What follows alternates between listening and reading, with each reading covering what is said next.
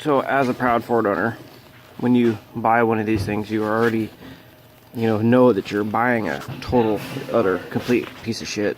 And, there's certain things about these that are shittier than others, like the metal that they use, or the fasteners that they use. And they use them in critical spots, like, let's see, the water pump, or let's see, exhaust manifolds, or anything like that. So I think they actually go down to the metal yard and they find the rustiest shit they can, and then they just cold form it into their fasteners.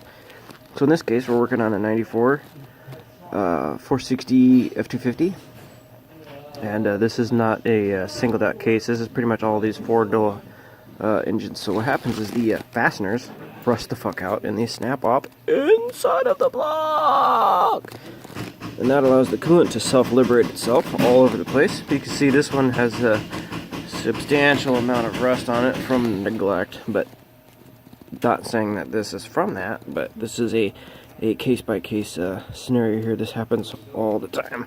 But, also as a proud Ford owner, you also like to commit suicide by carbon monoxide poisoning, because the fasteners in the exhaust, and also, see if I can get this here in this shot in the front, guess what?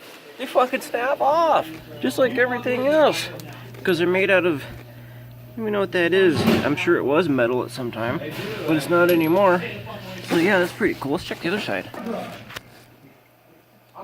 Alright, so there's the driver's side. See, there's one behind there. There's also two up there. And, so the EGR tube and the injection tubes, I had to cut those because, same fucking thing.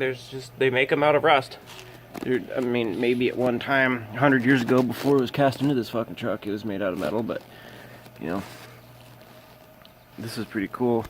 So this particular scenario, the previous owner neglected the shit out of this, and that's what all the rest is from. And, critical points like the water pump, and, oh shit, isn't there supposed to be an impeller in there?